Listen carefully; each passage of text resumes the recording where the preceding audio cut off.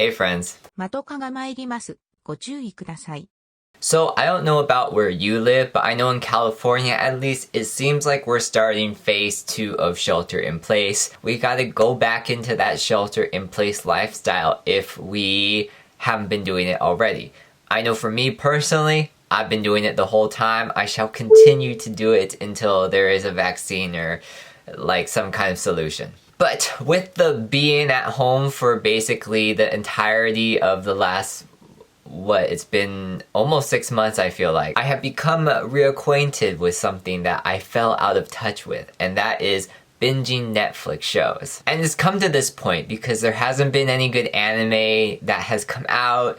There aren't many new shows either, so I'm kind of just like binging whatever is on Netflix right now. For reasons that I do not entirely even know myself, I've been starting to watch a lot of shows regarding heaven and hell, God and the devil, the good place and the bad place. So it started off with binging Lucifer. I really like the show. It's about a devil who comes to LA to kind of like reinvent himself and be like, I'm not such a bad person, but he's also the devil, so it's kind of hard for him, but he's also attractive, so it's not that hard. And then of course Netflix does this thing where it's like, I've seen you watch this, so I recommend this and this and this and this. And so the next show that I binged was Warrior Nun. It doesn't have as much to do with like the heaven and hell aspect because they're all kind of still on Earth, but the girl, she comes back from the dead and she has to fight with these nuns because they're warrior nuns, so they all got like ninja powers and stuff, but she's a little more special. In any case, I don't want to give away any spoilers because that's not the show I'm actually talking about today. And after watching this show, which left off on a cliffhanger, so please do another season because I'm already waiting, even though it literally just came out like this week or a few weeks ago, I don't even know. Beside the point, I wanted something a little more cheerful to watch, something more on the comedy side. And I remember actually watching this show a long time ago, so I'm not new to it at all, but rewatching it as well kind of just solidified how amazing the show is. And if you don't know what I'm talking about, it's The Good Place. Now I've already binge watched the first 3 seasons, and I know season 4 is on Hulu or something like that, but I haven't gotten around to watching that one yet. But this show has everything. It has really good plot twists. It really makes you think about the goods and the bads that you do in your life, about philosophy and what other people believe as well. And even though it's based on this theatrical comedy about what happens after you die, you kind of have to think about what really does happen after we die. But it does beg the question, would I get into the good place? Assuming that, you know, there is this ranking system, which is what the show is about, of if you do enough good deeds compared to bad deeds, you will get into the good place compared to the bad place. As a way to slightly test this idea that there is a good place and would I be able to get into it, I found what I would say is the most accurate study, the most accurate thing in order to test out my goodness compared to badness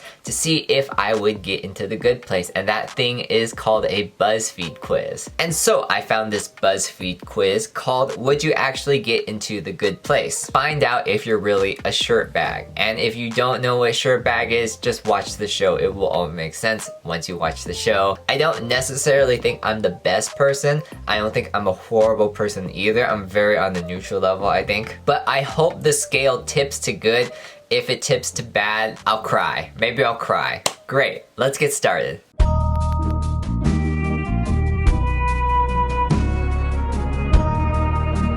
So the first question is, have you ever used an office microwave to heat up fish? Now, you are honestly a terrible person if you do this. If you do it in the home, that's kind of okay, but come on, like fish, especially if you're like reheating, not a great idea to put it in the microwave in the first place. I feel like if you're making fish in general, eat the whole damn fish. Don't save some for later, just eat it all. And especially if you're in a public place too, like I feel like that's just a crime. I know that I've never done that. I hope you've never done that. We're gonna say, nope, that would be mean. The next one is, have you ever taken off your shoes and socks on a commercial airline? I personally don't, for the health and safety of my own feet. I feel like taking your shoes off is one thing, taking your socks off is a whole nother thing, unless you're already wearing sandals, which then I believe is kind of okay. But why are you wearing sandals on a plane? That also kind of doesn't make sense unless you're coming back from a trip from Cabo or Hawaii, which still bro, just wear your shoes. So I never have, I never will, I don't want to. I can't imagine putting my bare foot on a airplane ground. I don't know how well they clean either. I'm sure they clean it a lot, but who really cleans the floor of all things? And it's kind of like carpety too, so you're not gonna vacuum the whole thing. I don't really know. No, and I've never wanted to. Have you ever appeared on The Bachelor, The Bachelorette, or The Bachelor in Paradise? No, I haven't, because I don't think I've ever seen an Asian person on the show, an Asian male at least, and if there has been an Asian male, they've been voted off very fast. I don't watch the show anyways. I don't want to be a part of it. If I was gonna pick a show to be on, it would be Terrace House. So please, you know, put in the votes. Get me on Terrace House. Thank you. The answer is no, I don't even watch those shows. They're a disgrace. But no hate to any of the people who actually like them. That's perfectly fine. How many sandwiches have you eaten in your lifetime? Honestly, not that many. Not a big fan of sandwiches. Tangent, also not a big fan of cereal. I don't know what it is, but I've never like craved those kinds of foods, and you know, I only get them if a friend wants it or something like that. Now, if I'm being honest, you know, sandwiches is more like a college thing. There was a Subway on campus, so late at night you kind of want to get that just because it's food, it's sustenance, you need to study anyways. So I'm not saying I've never had any in my life. The answer for like a few is, I don't know, maybe 5,000. I doubt I've even had 5,000 sandwiches in my life. I only eat them out of necessity or if it's the only thing that's there. So I'm gonna say not many at all, just because I feel like that's my truth. What do you do if your friend is sad? A lot of answers would be able to apply to this question. Besides the ignore the problem, I don't think that's a good one. You can send them a text message, you can send them flowers, you can hug them. I think the most important out of this list is listening. If they have a problem and they're sad about it, even if they kind of don't want to share, I feel like it's good to just have a listening ear, because telling your problems or just like, you know, venting about things, that honestly really helps when you're sad or when you're mad or anything like that. A shoulder to cry on and an ear to scream at is actually very productive and good and kind of helps the situation. So I'm gonna go listen to them. Have you ever saved a life? I don't know. What does this even mean? When I think of saving a life, I think of, oh, someone's collapsed, you have to do CPR on them, they're choking or something like that, and then that fixes the problem. Otherwise, I don't know what saving a life is. I've never taken a bullet for someone. I feel like that would kind of hurt, although I've kind of always wanted to get shot, but not in a fatal area, so then I could have the bullet scar. But the recovery process is probably too much for me because I'm a wimp, so I don't think I really want that. Probably not the best idea. I don't think I've ever saved a life. That's kind of like what the people up there are judging you for, right? Because if I maybe inadvertently saved a life that I don't know about, but I've never physically had to do anything to save someone's life, so I'm just gonna say no, never. Have you ever used Facebook as a verb? Like, I don't think I have, but I was in high school when Facebook was invented, so I'm gonna say yes. Just like yes on Facebook, just because that was probably a cool thing to do then. I don't know. Have you ever used the term IRL? Honestly, I don't think so. I only use LOL. Have you ever told a woman to smile? No, I feel like that's a rude thing to do. If you say that, I don't understand why. It's kind of like, you should mind your own business as well. That's just me. I think it's rude. I think it's unnecessary. I don't know what causes people to feel like they have to like say it, but no. Don't. Have you ever gone to work with a contagious illness? No, I haven't, and I hate people who do that. Whether you just have a cold or anything like that, I still think it's very rude. If it's allergies, it's understandable. Just don't snot everywhere. Don't sneeze in someone's face. That's fine. No, don't do that, guys. Especially if you have an illness, it's not gonna go away if you keep working or keep exerting yourself. Have you ever argued over splitting the cost of a meal with friends because you only had the salad? I'm lucky to have pretty understanding friends where it's either we split it equally or in certain points I'm willing to pay a little more. I think it's perfectly fine. I don't think I really run into issues like this either because all my friends are very understanding, and I'm lucky to have those friends that are kind of like argue to pay the bill and I'm like, no, I should pay it, and you get it next time and that kind of thing. Have you ever farted and blamed it on someone else? Now here's the thing, I never blamed it on someone else, but I don't go confessing every single fart that I do. So if I fart and I don't confess it and like, you know, someone smells it, I don't think it's bad if someone else assumes that someone else did it, but if it turns into a big deal and people are just pointing fingers and actually saying it out loud or whatever, then I think it's kind of, you need to fess up. But I'm not someone to own up to it if it's not a big deal in the first place, you know? Every time I fart, I'm not gonna stand up and be like, excuse me everyone, I have an announcement to make. That's not a thing you need to do, right? Because it's just like, whatever. Human function. It's all good. So no, I try to be discreet. I'm chill like that. If you pee standing up, do you leave the toilet seat up when you're done? I do if it's men's bathrooms, and I do if it's my bathroom. But if it's like, if I'm in a guest bathroom of someone else, I don't. Easy. When driving, how frequently do you use your indicator? I would say 80% of the time.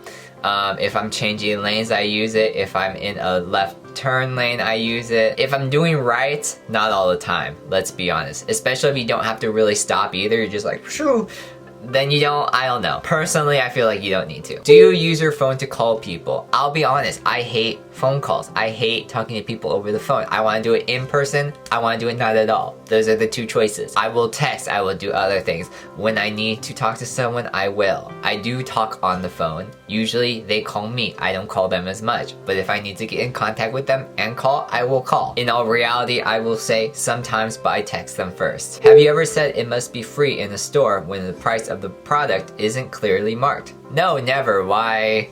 Like, then you just ask someone, or you use the barcode scanner thing, like at Target, you gotta scan it. If it's in a store and there's a checkout and there's something in a store, even if it's not marked, they're probably selling it, so it's probably not free. Hello, common sense, right? Have you ever volunteered for charity? I have volunteered for charity. It's always like been through a school function or through a work thing or through a college class or something like that. Lately, I have not done very much volunteering for like, you know, soup kitchens and stuff like that. I have not done that in a very long time. But out of all of these options, I feel like, yeah, I have, and yes, I did find it rewarding, so I'm just gonna say that. Have you ever helped a hermit crab find a new shell? Funny story, I used to have a hermit crab as a pet when I was a kid.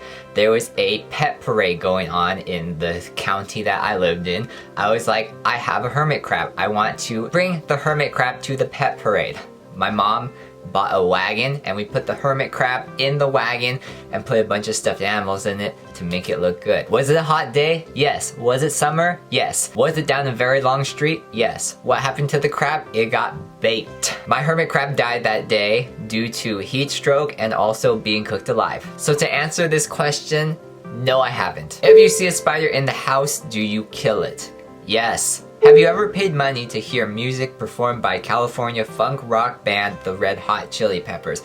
I've never paid money for it, nor do I remember any songs, to be honest. If I heard one of their songs, I would be like, yeah, that sounds recognizable. Wasn't the biggest fan. So no, but I enjoyed listening to it free. And the results are, drumroll please, I got Going to the Good Place. Congratulations, you're one of the chosen few who will enjoy the good place. You must be a really good person. Now I assume there's only 2 options unless they have an option where you get to go to the middle place.